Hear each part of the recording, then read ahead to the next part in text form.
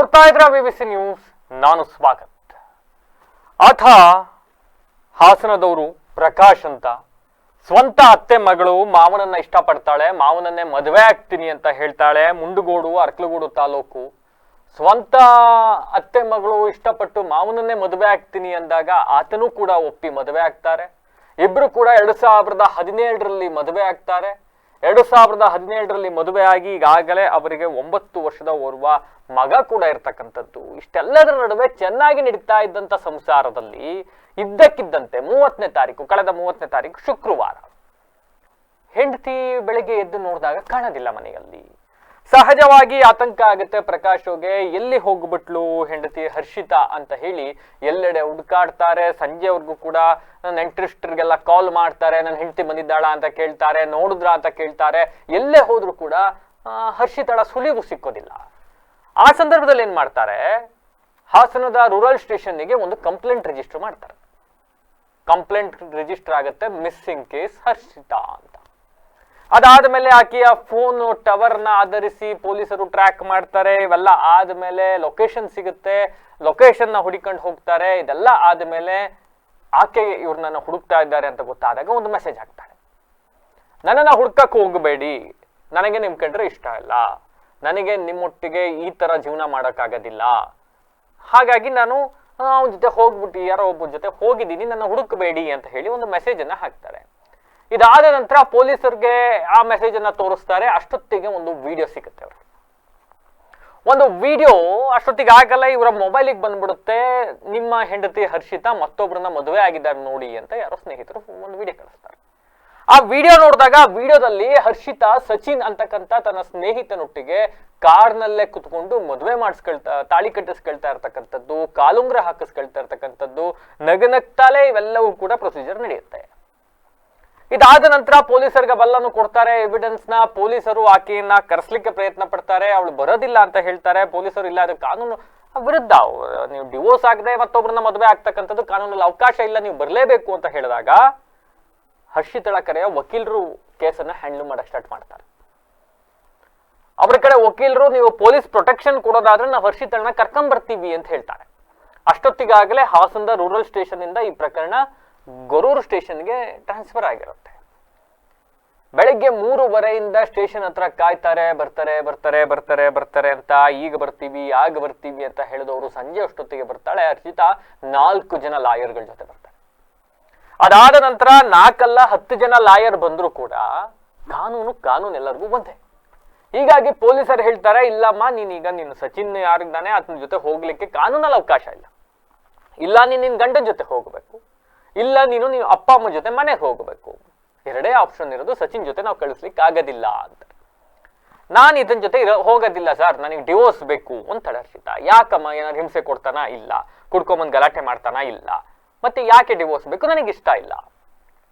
ಸರಿ, ಇತ್ತ ಅಪ್ಪನ ಮನೆಗೂ ಹೋಗ್ಲಿಕ್ಕೆ ರೆಡಿ ಇರೋದಿಲ್ಲ, ಇತ್ತ ಗಂಡನ ಮನೆಗೆ ಹೋಗೋಕ್ಕೂ ರೆಡಿ ಇರೋದಿಲ್ಲ, ಅತ್ತ ಸಚಿನ್ ಮನೆಗೆ ಹೋಗೋಕೆ ಕಾನೂನು ಒಪ್ಪೋದಿಲ್ಲ.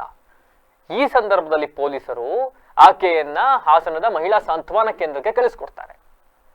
ಮಹಿಳಾ ಸಾಂತ್ವನ ಕೇಂದ್ರದಲ್ಲಿ ಒಂದು ದಿವಸನ ಕಳೀತಾಳೆ. ಅದಾದ ಮೇಲೆ ಮತ್ತೆ ಗಂಡನಿಗೆ ಫೋನ್ ಮಾಡುತ್ತೆ. ಗಂಡನಿಗೆ ಫೋನ್ ಮಾಡ್ತಾರೆ ಅಲ್ಲಿಯ ವಾರ್ಡನ್ಗಳು, ನಿಮ್ಮ ಹೆಂಡತಿ ಹರ್ಷಿತಾಳಿಗೆ ಆರೋಗ್ಯ ಸಮಸ್ಯೆ ಎದುರಾಗ್ಬಿಟ್ಟಿದೆ, ತೀವ್ರ ಆರೋಗ್ಯ ಸಮಸ್ಯೆ ಇರೋದ್ರಿಂದ ಕೂಡಲೇ ಆಸ್ಪತ್ರೆಗೆ ಸೇರಿಸಿ ಚಿಕಿತ್ಸೆಯನ್ನ ಕೊಡಬೇಕು, ಹಾಗಾಗಿ ನೀವು ಬಂದು ಕರ್ಕೊಂಡು ಹೋಗಿ ಅಂತ. ಸೈಮಲ್ಟೇನಿಯಸ್ಲಿ ಹರ್ಷಿತಾ ಕೂಡ ಮತ್ತೆ ಗಂಡನ ಜೊತೆ ಮಾತನಾಡ್ತಾಳೆ. ಏನೋ ತಪ್ಪಾಗಿ ಹೋಗ್ಬಿಡ್ತು, ನನ್ನ ಮಗು ಮುಖ ನೋಡ್ಕೊಂಡು ಹೆಂಗೋ ಮತ್ತೆ ಜೀವನ ಮಾಡ್ಕೊಂಡು ಹೋಗ್ಬಿಡೋಣ, ದಯವಿಟ್ಟು ಬಂದು ನನ್ನ ಕರ್ಕೊಂಡು ಹೋಗಿ, ನಾನು ಸ್ಟೇಷನ್ ಅಲ್ಲಿ ಬರ್ಕೊಡ್ತೀನಿ, ಬೇಕಾದ್ರೆ ನಾನು ಮತ್ತೆ ಹೋಗೋದಿಲ್ಲ ಅಂತ ಬರ್ಕೊಡ್ತೀನಿ, ಆಗಿದ್ದೆಲ್ಲ ಒಂದು ಕೆಟ್ಟ ಕನ್ಸು, ಜೊತೆಲಿ ಹೋಗೋಣ, ಯಾಕಮ್ಮ ಈ ತರ ಮಾಡ್ದೆ ಅಂತ ಗಂಡ ಪಾಪ ಪರಿಪರಿಯಾಗಿ ಕೇಳ್ತೀನಿ, ಯಾಕಮ್ಮ ಹಿಂಗ ಮಾಡ್ದೆ, ನಗ್ನಗ್ತ ತಾಳಿ ಕಟ್ಟಿಸ್ಕೊಂಡಿದ್ಯಾ ನಿನ್ ಕಾರಲ್ಲಿ ಕುತ್ಕೊಂಡು, ನಾನು ಏನ್ ಅನ್ಯಾಯ ಮಾಡಿದ್ದೆ ಅಂತ ಕೇಳಿದಾಗ ಆಗ ಹರ್ಷಿತಾ ಹೇಳ್ತಾಳೆ, ಸಚಿನ್ ತನ್ನ ಒಂದು ಖಾಸಗಿ ವಿಡಿಯೋಗಳನ್ನ ರೆಕಾರ್ಡ್ ಮಾಡಿ ಇಟ್ಕೊಂಡಿದ್ದದಂತೆ, ಖಾಸಗಿ ವಿಡಿಯೋಗಳನ್ನ ಸೋಷಿಯಲ್ ಮೀಡಿಯಾಗಳಲ್ಲಿ ಹರಿಬಿಟ್ಬಿಡ್ತೀನಿ ಅಂತ ಹೆದರಿಸ್ತಾ ಇದ್ದ, ನೀನ್ ನನ್ನ ಮದುವೆ ಆಗದೋದ್ರೆ ನಾನು ಸುಸೈಡ್ ಮಾಡ್ಕೊಂಡ್ ಬರ್ತೀನಿ ಅಂತ ಬೆದರಿಕೆ ಆಗ್ತಾ ಇದ್ದ, ಹಿಂಗಾಗಿ ಹೆದರ್ಕೊಂಡು ನನ್ನ ವಿಡಿಯೋಗಳು ಸೋಷಿಯಲ್ ಮೀಡಿಯಾಗಳಲ್ಲಿ ಬಂದು ಬಿಟ್ರೆ ಅಂತಕ್ಕಂಥ ಭಯದಿಂದಾಗಿ ಅವನ ಜೊತೆ ಮದುವೆ ಆದೆ ಅಂತ ಹೇಳ್ತಾಳೆ. ಇಷ್ಟೆಲ್ಲ ಆದಮೇಲೆ ಪರಿಪರಿಯಾಗಿ ಹರ್ಷಿತಾ ಕೇಳ್ಕೊಳ್ತಾಳೆ, ನಂದು ತಪ್ಪಾಗಿದೆ, ಕಾಲಿಗೆ ಬೀಳ್ತೀನಿ, ಪೊಲೀಸ್ ಸ್ಟೇಷನ್ ಅಲ್ಲಿ ಬರ್ಕೊಡ್ತೀನಿ, ಮತ್ತೆ ನಾನು ಅವನ ಜೊತೆ ಹೋಗೋದಿಲ್ಲ, ಹಿಂಗೆದ್ದೆಲ್ಲ ಹೇಳಿದ್ಮೇಲೆ 9 ವರ್ಷದ ಮಗು ಅಮ್ಮ ಬೇಕು ಅಂತ ಮನೆಯಲ್ಲಿ ಅಳ್ತಾ ಇರುತ್ತೆ. ಹಿಂಗಾಗಿ ಏನೋ ಆಗಿದ್ದೊಂದು ಕೆಟ್ಟ ಕನಸು ಆಗೋಯ್ತು. ಒಂದು ಅವಕಾಶ ಕೊಡೋಣ, ತಿದ್ಕೊಳಕ್ಕೊಂದು ಅವಕಾಶ ಕೊಡೋಣ ಅಂತ ಹೇಳಿ ಪ್ರಕಾಶ್ ಮತ್ತೆ ಹೋಗಿ ಆಕೆಯನ್ನ ಆಸ್ಪತ್ರೆಗೆ ಸೇರಿಸ್ತಾರೆ. ಆಸ್ಪತ್ರೆಗೆ ಸೇರಿಸಿ ಟ್ರೀಟ್ಮೆಂಟ್ ಕೊಡ್ತಾರೆ. ಟ್ರೀಟ್ಮೆಂಟ್ ಕೊಟ್ಟ ಮೇಲೂ ಮತ್ತೊಮ್ಮೆ ಕೇಳ್ತಾರೆ, ಈಗಲೂ ನಿನಗೊಂದು ಚಾನ್ಸ್ ಕೊಡ್ತೀನಿ, ನೀನೇನಾಳು ಮಹಿಳಾ ಸಾಂತ್ವನ ಕೇಂದ್ರದಲ್ಲಿ ಇರ್ಲಿಕ್ಕೆ ಆಗಲ್ಲ ಅನ್ನೋ ಕಾರಣಕ್ಕೆ ಏನಾದ್ರೂ ನೀನು ಈ ತರ ಡ್ರಾಮಾ ಮಾಡ್ತಾ ಇದ್ರೆ ಈಗಲೂ ಅವಕಾಶ ಕೊಡ್ತೀನಿ. ನೀನ್ ನನ್ನ ಜೊತೆನೂ ಬರಕ್ ಇಷ್ಟ ಇಲ್ದೋದ್ರೆ ಬೇಡ, ಅಪ್ಪ ಅಮ್ಮನ ಜೊತೆ ಹೋಗಕ್ಕೆ ಇಷ್ಟ ಇಲ್ದೋದ್ರು ಬೇಡ, ನೀನ್ ಸಚಿನ್ ಜೊತೆನೆ ಹೋಗ್ಬೇಕಾ, ಎಸ್ ಫೈನ್, ಗೋ ಹೆಡ್, ಹೋಗು, ನಿನ್ನಿಷ್ಟ. ಆದ್ರೆ ಮದುವೆ ಆಗಿ ಈಗ ಮತ್ತೆ ಮನೆಗೆ ಹೋದ ಮೇಲೆ ಮತ್ತೆ ನೀನು ಹಳೆಯ ಇವುಗಳನ್ನ ಮತ್ತೆ ಕಂಟಿನ್ಯೂ ಮಾಡಬಾರ್ದು ಅಂದಾಗ ಆಕೆ ಇಲ್ಲ, ಯಾವ ಕಾರಣಕ್ಕೂ ಮಾಡೋದಿಲ್ಲ ಅಂತ ಹೇಳಿ ಮನೆಗೆ ಬರ್ತಾರೆ. ಊರಿಗೆ ಹೋಗಿ ಮನೆಗೆ ಹೋಗಿ 1 ದಿವಸ ಆಗಿರುತ್ತಷ್ಟೇ. ಸಹಜವಾಗಿ ಎಲ್ಲ ಕೂಡ ಒಂದಿಷ್ಟು ಮನೆಯಲ್ಲಿ ಒಂದು ವಾತಾವರಣ ನಿಮ್ಗೆ ಗೊತ್ತಿರುತ್ತಲ್ಲ, ಇವೆಲ್ಲ ಆದಾಗ ಆ ಥರದೊಂದು ವಾತಾವರಣ, ಇವೆಲ್ಲದ್ರ ನಡುವೆಯೇ ಆಯ್ತು ಆಗಿದ್ದಾಯ್ತು ಅಂತ ಗಂಡ ಸಮಾಧಾನ ಮಾಡಿ ಹರ್ಷಿತಳನ್ನ ಊಟ ಮಾಡಿಸಿ ಮಲಗಿರ್ತಾರೆ ಇಬ್ರು ಕೂಡ. ಅಷ್ಟೊತ್ತಿಗಾಗಲೇ ಈ ಪ್ರಕರಣಕ್ಕೆ ಮತ್ತೊಂದು ಟ್ವಿಸ್ಟ್. ಇದೇ ಪ್ರಕಾಶ್ ಅವ್ರನ್ನ ಫೋನ್ ತಗೊಂಡು ಹರ್ಷಿತಾ ಮತ್ತೆ ಯಾರಿಗೋ ಮೆಸೇಜ್ ಮಾಡ್ತಾಳಂತೆ. ಮೆಸೇಜ್ ಮಾಡಿ ರಾತ್ರಿ 12 ಗಂಟೆವರೆಗೂ ಕೂಡ ಇಬ್ರು ಎದ್ದಿರ್ತಾರೆ, ಮಾತನಾಡಿರ್ತಾರೆ. ರಾತ್ರಿ 2 ಗಂಟೆ ಆಗೋಷ್ಟರಲ್ಲಿ ಮತ್ತೆ ಹರ್ಷಿತಾ ಮಿಸ್ಸಿಂಗ್ ಆಗಿರ್ತಾಳೆ. ಬೆಳಗ್ಗೆದ್ದು ನೋಡೋ ಅಷ್ಟ್ರಲ್ಲಿ ಹರ್ಷಿತಾ ಇಲ್ಲ ಮತ್ತೆ ಮನೆಯಲ್ಲಿ. ಈಗ ಮತ್ತೆ ಡೌಟ್ ಸ್ಟಾರ್ಟ್ ಆಗುತ್ತೆ. ಈಗ ಕಳಸಲಿ ಅಂದ್ರೆ ಒಂದಿಷ್ಟು ಆತಂಕ ಇತ್ತು, ಎಲ್ಲಿ ಮಿಸ್ಸಿಂಗ್ ಆಗ್ಬಿಟ್ಲು, ಏನಾಯ್ತು, ಎಲ್ಲಿ ಹೋದ್ಲು ಅಂತ. ಈಗ ಈಸಿಯಾಗಿ ಒಂದು ಐಡಿಯಾ ಬಂದಿರುತ್ತೆ, ಮತ್ತೆ ಇವ್ನ ಜೊತೆ ಹೋಗಿರಬಹುದು ಅಂತ ಆ ಆಂಗಲ್ ಅಲ್ಲಿ ಟ್ರ್ಯಾಕ್ ಮಾಡಿದಾಗ ಆತನಿಗೂ ಫೋನ್ ಮಾಡಿ ಮಾತನಾಡ್ತಾರೆ. ಆಗ ಅವನೇನೋ ಇಲ್ಲ ಆಕೆ ಬೆಂಗಳೂರಿನಲ್ಲಿ ಇದ್ದಾಳೆ ಅಂತ ಹೇಳ್ತಾನಂತೆ. ಅದಾದ್ಮೇಲೆ ಅವಳು ಕೂಡ ಮತ್ತೆ ಮೆಸೇಜ್ ಮಾಡ್ತಾಳೆ, ನನಗೆ ನಿನ್ ಕಂಡ್ರೆ ಇಷ್ಟ ಇಲ್ಲ, ನಿನ್ನ ಹತ್ರ ದುಡ್ಡಿಲ್ಲ, ನಾನು ಈ ತರ ಜೀವನ ಮಾಡಕ್ಕಾಗೋದಿಲ್ಲ, ಮತ್ತೊಂದು ಮಗದೊಂದು ಇನ್ನೊಂದು ಅಂತ ಮೆಸೇಜ್ ಹಾಕಿ ಮತ್ತೆ ಗಂಡನನ್ನ ಬಿಟ್ಟು ಓಡಿ ಹೋಗಿರ್ತಕ್ಕಂಥದ್ದು ಕಳೆದ 2 ದಿವಸದ ಹಿಂದೆ. ಒಂದು ಅವಕಾಶ ಜೀವನದಲ್ಲಿ ಸಿಗುತ್ತೆ, ಆ ಥರದೊಂದು ಅವಕಾಶ ಮತ್ತೆ ಸಿಕ್ಕಿತ್ತು ಹರ್ಷಿತಾಳಾಗೆ. ಅದನ್ನ ಸದುಪಯೋಗ ಪಡಿಸ್ಕೊಂಡು ಸಂಸಾರ ಮನೆ ಕಟ್ತಾ ಇದ್ರಂತೆ. ಬಹಳ ಒಂದಿಷ್ಟು ಕಷ್ಟ, ಇವೆಲ್ಲದ್ರ ನಡುವೆಯೂ ಒಂದೊಳ್ಳೆ ಸಂಸಾರ, 9 ವರ್ಷ ಜೀವನ ಮಾಡಿದ್ದಾರೆ. ಅದಕ್ಕೆ ಸಾಕ್ಷಿ ಎಂಬಂತೆ 9 ವರ್ಷದ ಒಬ್ಬ ಮಗ ಇದ್ದಾನೆ. ಇವೆಲ್ಲದ್ರ ನಡುವೆ ಮತ್ತೊಬ್ಬನ ಜೊತೆ ಹೋಗಿ ಕಾರಲ್ಲಿ ಮದುವೆ ಆಗಿ ಇವೆಲ್ಲ ಆದ್ಮೇಲೂ ಅದನ್ನ ಕ್ಷಮಿಸಿ ದೊಡ್ಡ ಗುಣದಿಂದ ಗಂಡ ಮನೆ ಕರ್ಕೊ ಬಂದ ಮೇಲೆ ಮತ್ತೆ ಒಂದೇ ದಿವಸಕ್ಕೆ ಇದೀಗ ಹರ್ಷಿತಾ ಮನೆ ಬಿಟ್ಟು ಹೋಗಿರ್ತಕ್ಕಂಥದ್ದು. ಇದಕ್ಕೆ ಸಂಬಂಧಪಟ್ಟಂತೆ ಅವರ ಪತಿ ಪ್ರಕಾಶ್ ಮಾತನಾಡಿದ್ದಾರೆ, ನನಗಾದಂತ ಅನ್ಯಾಯ ಮತ್ತೆ ಯಾರಿಗೂ ಆಗಬಾರದು, ಈ ತರ ಹೆಣ್ಣು ಮಕ್ಕಳು ಯಾರ ಜೀವನ ಜೊತೆಲೂ ಕೂಡ ಆಟ ಆಡಬಾರ್ದು, ಯಾವ ಗಂಡು ಮಕ್ಕಳು ಕೂಡ ಮತ್ತೊಬ್ಬರ ಸಂಸಾರದಲ್ಲಿ ಈ ರೀತಿ ಉಳಿಂಡೋ ಕೆಲಸವನ್ನ ಮಾಡಬಾರ್ದು ಅಂತ ಬಹಳ ನೋವಿನಿಂದ ಮಾತನಾಡಿದ್ದಾರೆ. ಏನ್ ಮಾತನಾಡಿದ್ದಾರೆ ನೋಡಿ ಸರ್. ನಾವು 2017ರಲ್ಲಿ ಮದುವೆ ಆಗಿರ್ತೀವಿ. 17ರಿಂದ ಈಗ 2020 ಚೆನ್ನಾಗಿತ್ತು ಈವರೆಗೂ. ಅವಳು ಬೇರೆ ಯಾರೆಲ್ಲ ಸ್ವಂತ ಮಾವನ ಮಗಳಯ್ಯ, ನಮ್ಮ ಸೋದರ ಸಂಬಂಧ, ರಕ್ತ ಸಂಬಂಧ. ಹಾಗಾಗಿ ಅವಳೇ ನನ್ನ ಇಷ್ಟಪಟ್ಟು ಮದುವೆ ಆಗಿರ್ತಾಳೆ, ನಾನೇನು ಅವಳು ಇಷ್ಟಪಟ್ಟಿರಲ್ಲ, ಅವಳೇ ನನ್ನ ಇಷ್ಟಪಟ್ಟು ಮದುವೆ ಆಗಿರ್ತಾಳೆ. ಆಮೇಲೆ ಈ ಥರ ಹಿಂಗೆ ಕೊನೆಗೆ ಕಂಪ್ಲೇಂಟ್ ಎಲ್ಲ ಇದು ಮಾಡಿ ಅವಳು ಒಂದಿನ ಏನೋ ಹಿಂಗೆ 4 ವರ್ಷದಿಂದ ಬೇರೆ ಜೊತೆ ಇದ್ದಾರೆ ಅಂತ ಕೊನೆಗೆ ಗೊತ್ತಾಗುತ್ತೆ ಈ ಥರ. ಯಾಕೆಂದರೆ ಮೊನ್ನೆ ಹಾಸ್ಪಿಟ್ಲಿಗೆ ಹೋಗ್ತೀನಿ ಅಂತ ಹೋಗಿರ್ತಾಳೆ, ಈ ಥರ ಹಾಸ್ಪಿಟ್ಲಿಗೆ ಹೋಗ್ತೀನಿ ಅಂತ ಹೋಗ್ಬಿಟ್ಟು ಅಲ್ಲಿಂದ ಕಾಣೆ ಆದಂಗೆ ಆಗಿರ್ತಾಳೆ. ಒಂದಿನ ನಾನೆಲ್ಲ ಚೆಕ್ ಮಾಡಿದಾಗ ಎಲ್ಲಿದ್ದಾಳೆ ಎಲ್ಲಿ ಎಲ್ಲ ಹುಡುಕಿ ಅದೆಲ್ಲ ಸುಮಾರು ಇದಾಯಿತು. ಆಮೇಲೆ ಈ ಥರ ಹೋಗಿದ್ದಾಳೆ ಅಂತ ಗೊತ್ತಾದಾಗ ಈ ಥರ ಟ್ರ್ಯಾಕ್ ಮಾಡ್ತೀವಿ ನಾವು, ಇದು ನಂಬರೆಲ್ಲ ಟ್ರೇಸ್ ಮಾಡ್ತೀವಿ, ಎಲ್ಲಿದ್ದಾಳೆ ಏನು ಅಂತ ನೋಡೋಕ್ಕೆ ಟ್ರೈ ಮಾಡ್ತೀವಿ. ಕೊನೆಗೆ ಅವಳು ಇಂಥ ಜಾಗದಲ್ಲಿದೆ ಅಂತ ಗೊತ್ತಾಗುತ್ತೆ. ಅಲ್ಲಿಗೆ ಹೋಗ್ತೀವಿ, ಅಲ್ಲಿ 100 ಮೀಟ್ರ್ ದೂರದಲ್ಲಿದ್ದಾಳೆ, ಬನ್ನಿ ಅಂತಲೂ ನೀನು ಬಾ, ಇಲ್ಲ ಪಾಪನ ಕರ್ಕೊಂಡು ಹೋಗಿ ಸಾಯ್ಕ, ನಾನು ನಿನಗೆ ಏನು ಬೇಕಾದನ್ನು ದುಡ್ಡು ಬೇಕಾ ನಿನ್ನ ಇದಕ್ಕೆ ಅವ್ನು ಸಾಯ್ಕೊಂಡು ಇದು ನೋಡ್ಕೊಂತ ಹೇಳ್ತೀನಿ. ಬಟ್ ಅವಳು ಅಲ್ಲಿ ಬರೋಲ್ಲ, ಸೀದಾ ಬೇರೆ ಲಾಯರ್ ಕರ್ಕೊಂಡು ರೂರಲ್ ಸ್ಟೇಷನಿಗೆ ಬರ್ತಾಳೆ. ಅಲ್ಲಿಂದ ಬಂದು ಈ ಥರ ಹಿಂಗೆ ನಮಗೆ ಡೈವರ್ಸ್ ಬೇಕು, ಅದೇ ಒಂದೇ ಮಾತು, ಇನ್ನೇನು ಗಂಡ ಟಾರ್ಚರ್ ಕೊಡ್ತದೇನೋ ಇಲ್ಲ ಅದು ಹೇಳಲ್ಲ, ಇಲ್ಲ ಸರ್ ಏನಿಲ್ಲ ಅಂತಲೂ ಹೇಳ್ತಾರೆ, ಬರೀ ಡೈವರ್ಸ್ ಬೇಕು ಅಂತ. ಅದ್ರ ಹಿಂದೆ ಬೇರೆನೊಬ್ಬ ಈ ಥರ ಬೆದರಿಕೆ ಆಗಿದೆ ಅಂತ ಈಗ ಕೊನೆಗೆ ಗೊತ್ತಾಯಿತು, ಅದನ್ನು ವಿಚಾರ ಹೇಳ್ತೀನಿ. ಬಟ್ ಅವಾಗ ಹಂಗೆ ಲಾಯರು ಅವ್ರ ಕಡೆಗೆ ಶಾಮೀಲಾಗಿರ್ತಾರೆ. ಏಕೆಂದರೆ ಅವ್ನು ನಾವು ಕನ್ವಿನ್ಸ್ ಮಾಡೋ ಟೈಮಿಗೆ ಲಾಯರ್ ಬಂದು ಕರ್ಕೊಂಡು ಹೋಗ್ತಿರ್ತಾರೆ. ಕರ್ಕೊಂಡು ಹೋದಾಗ ನಾವೇನು ಮಾಡ್ತೀವಿ, ಕೊನೆಗೆ ಇನ್ಸ್ಪೆಕ್ಟರ್ ಎಲ್ಲ ಮಾತಾಡಿ ಗೌರವ ಸ್ಟೇಷನ್ಗೆ ಹೋಗಿ ಅಂತ ಹೇಳ್ತಾರೆ. ಗೌರವ ಸ್ಟೇಷನ್ಗೆ ಹೋಗಿ ಕರ್ಕೊಂಡು ಹೋಗ್ತೀವಿ. ಗೌರವ ಸ್ಟೇಷನಲ್ಲಿ ಏನಾಗುತ್ತೆ, ಅವಳಿಗೆ ನಾವು ಹೋಗ್ತೀವಿ, ಕಾಲ್ ಮಾಡ್ತಾರೆ, ಈ ಥರ ಆಗಿದೆ ಅಂತ ಒಂದು ಕಂಪ್ಲೇಂಟ್ ಕೊಡ್ತೀವಿ. ಅವಳಿದ್ದಳು ನಾನು ಸರ್ ಬೆಳಿಗ್ಗೆ ಬರ್ತೀನಿ ಅಂತ ಹೇಳ್ತಾರೆ, ಬೆಳಿಗ್ಗೆ ಹೋಗ್ತಾರೆ, ಅಲ್ಲಿ ಬಂದಿರಲ್ಲ. ಅವ್ರು ಫೋನ್ ಮಾಡ್ತಾನೆ, ನಾನು ಬರೋಕ್ಕಾಗಲ್ಲ, ಫಸ್ಟು ಬರ್ತೀನಿ ಸರ್ ಅಂತಾರೆ. ಸ್ವಲ್ಪ ಹೊತ್ತು ಸ್ವಲ್ಪ ಹೊತ್ತು ಬಿಟ್ಟು ಮಾತಾಡಿದಾಗ ಲಾಯರ್ ಏನು ಹೇಳ್ಕೊಟ್ಟಿದ್ನೋ ಏನೋ ಗೊತ್ತಿಲ್ಲ, ಆದರೆ ಸ್ವಲ್ಪ ಹೊತ್ತು ಬಿಟ್ಟು ಬರಲ್ಲ ಸರ್ ಅಂತ ಹೇಳಿ ಸ್ವಿಚ್ ಆಫ್ ಮಾಡ್ಕೊತಾರೆ. ಕೊನೆಗೆ ನಾವು ಇನ್ಸ್ಪೆಕ್ಟ್ರ್ ಬರೋವರೆಗೂ ವೆಯ್ಟ್ ಮಾಡಿಬಿಟ್ಟು ಇನ್ಸ್ಪೆಕ್ಟ್ರ್ ಬಂದಮೇಲೆ ಅವ್ರ ಹತ್ರ ಮಾತಾಡಿ ಹಿಂಗೆ ಅಂತ ಹೇಳ್ತೀವಿ. ಅವರು ಲಾಯರ್ ಫೋಟೋ ಕೊಡಿ ಅಂತಾರೆ, ಲಾಯರ್ ವೀಡಿಯೋ ಎಲ್ಲ ಕೊಡ್ತೀವಿ. ಲಾಯರ್ಗೆ ಗೊತ್ತು ಅಂದ್ಬಿಟ್ಟು ಅವ್ರಿಗೆ ಫೋನ್ ಮಾಡ್ತಾರೆ. ಕೊನೆಗೆ ಲಾಯರ್ ಬಂದುಬಿಟ್ಟು ನಾನು ಕರ್ಕೊಂಡು ಬರ್ತೀನಿ, ಅವ್ರಿಗೆ ನೀವು ಸೆಕ್ಯೂರಿಟಿ ಕೊಡಿ ಸರ್ ಅಂತ 4 ಜನ ಲಾಯರ್ ಬರ್ತಾರೆ ಸರ್ ಅಲ್ಲಿಗೆ ಕಾರಲ್ಲಿ. ಇವ್ರ ಜೊತೆ 4 ಜನ ಲಾಯರ್ ಬಂದು ಈ ಥರ ಇದು ಮಾಡ್ತಾರೆ. ಅವನು ದುಡ್ಡು ಇರ್ಬೋದು, ನಾವು ಬಡವ್ರು ಇರ್ಬೋದು, ಅವ್ರು 4 ಜನ ಲಾಯರ್ ಕರ್ಕೊಂಡ್ಬಂದು ಈ ಥರ ಇದು ಮಾಡ್ತಾನೆ. ಸರಿ, ಅಲ್ಲಿಂದ ಬಂದಾದ್ಮೇಲೆ ಲಾಯರು ಅವರು ಹಿಂಗೆ ಮಹಿಳಾ ಸಾಂತ್ವನಕ್ಕೆ ಕೇಂದ್ರಕ್ಕೆ ಸೇರಿಸ್ತೀವಿ. ಇಲ್ಲ ನೀವು ಅವ್ರ ಜೊತೆ ಹೋಗ್ತೀರಂತ, ನಾವು ಗಂಡನ ಜೊತೆ ಹೋಗ್ತೀವಿ, ಇಲ್ಲ ಅಪ್ಪನ ಜೊತೆ ಹೋಗ್ತೀವಿ, ಯಾರ ಜೊತೆ ಹೋಗಲ್ಲ ಅಂತಾರೆ.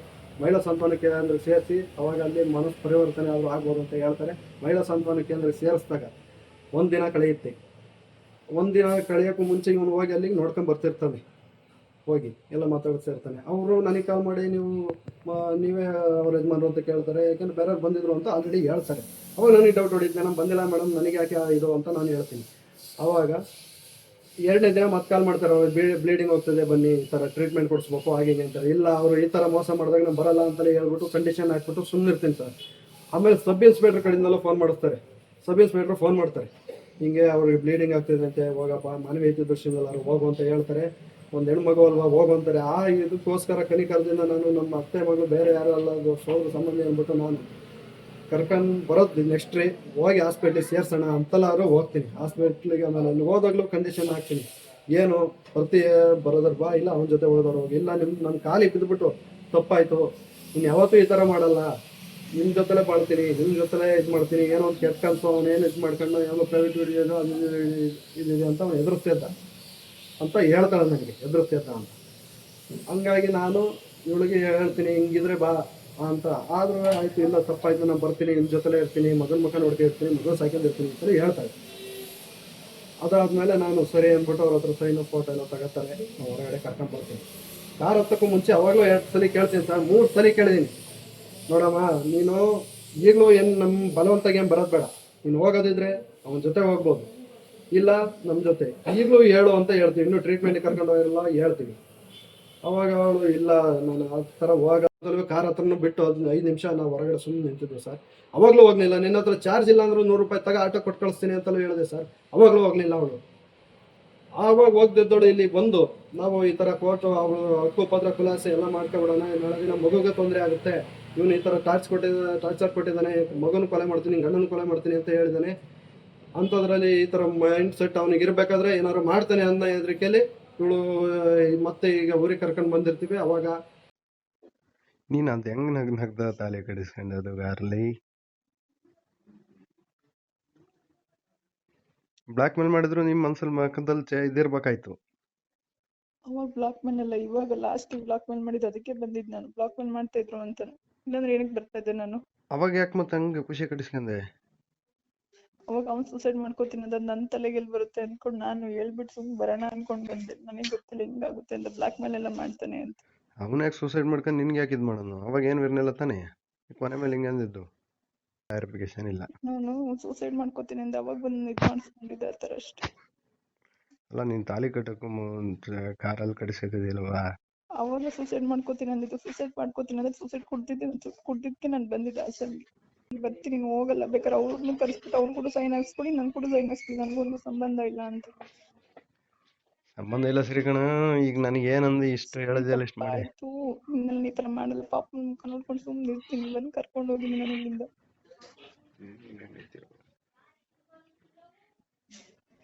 ನಾನ್ ಮನೆ ಹತ್ರ ಬಂದೆಲ್ಲ ಜಗಳ ಮಾಡ್ತೀನಿ ಅಲ್ಲ, ಎದ್ರಿಕೆಲ್ಲ ಸುಳ್ಳು ಹೇಳ್ಕೊಂಡ್ ಬಂದೆ. ಸುಳ್ಳು ಹೇಳ್ಕಂದ ಏನು ಯಾವತ್ತು? ಅದ್ ನನಗೆ ಹೇಳ್ಬೋದಿತ್ತು, ಗಂಡಾಗಿ ನಾನೇನು ಇದ್ದ ನನ್ನನ್ನೇ ಇದನ್ನ ಮಾಡಾಕ್ಬಿಟ್ಟೆ, ಹೆಂಗಸತ್ರ ಮಾಡಾಕ್ಬಿಟ್ಟೆ ಅಷ್ಟೇ. ನನ್ನ ಕೈಲಿ ಏನು ಹಾಕ್ಲ ಅನ್ಕೋಬಿಟ್ಟೇನೋ ಅಲ್ವಾ?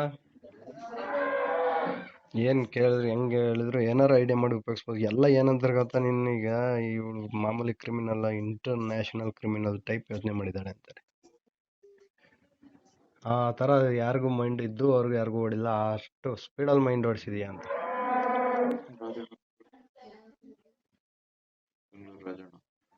ಆಮೇಲೆ ಎಲ್ಲ ಅವ್ನು ಹೇಳ್ಕೊಟ್ಟಿದ್, ನಾನು ಏನು ಹೇಳಿ, ನನ್ ಲಾಯರ್ ಹತ್ರ ಅವನೇ ಮಾತಾಡಿದ್ದು.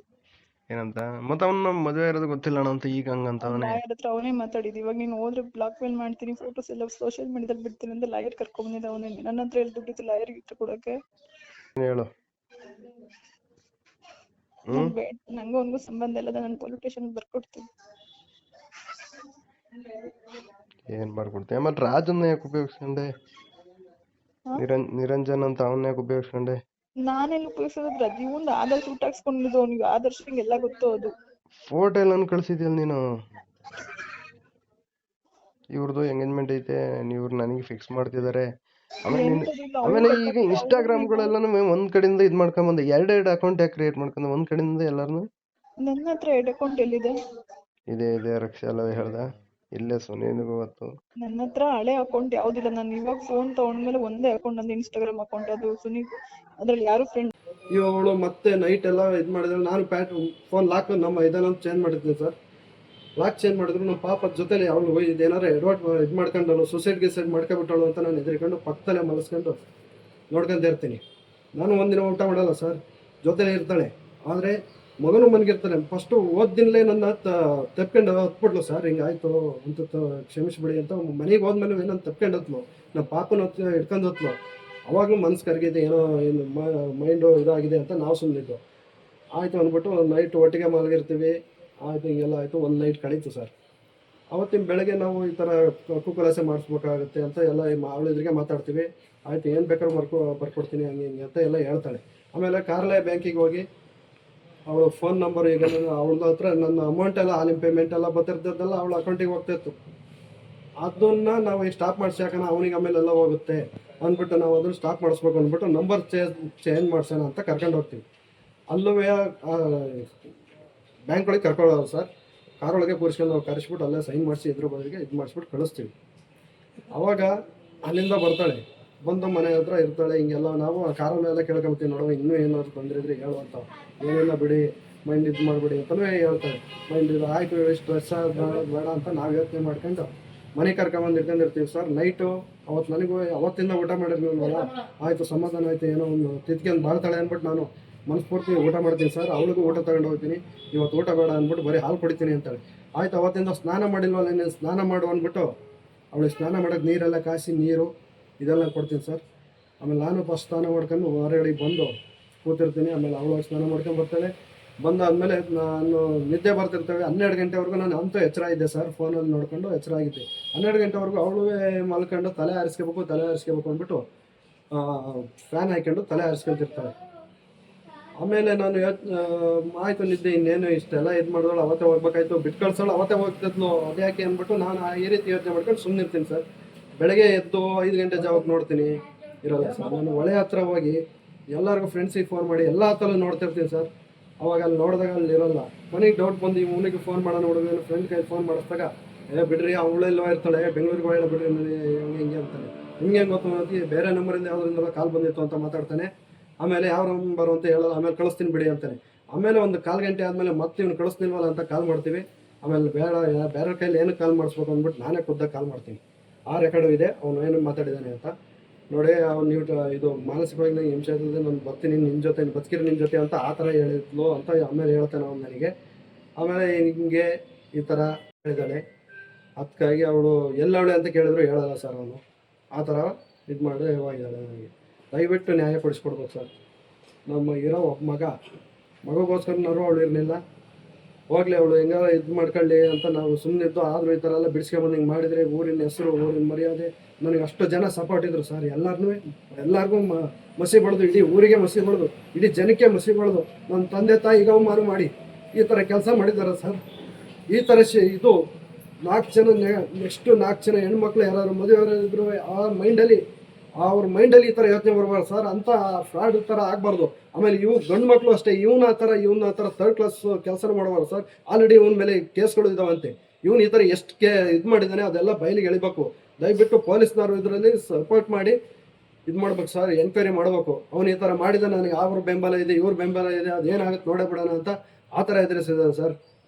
ಹಾಗಾಗಿದೆ, ದಯವಿಟ್ಟು ನ್ಯಾಯ ಕೊಡಿಸ್ಕೊಡ್ಬೇಕು.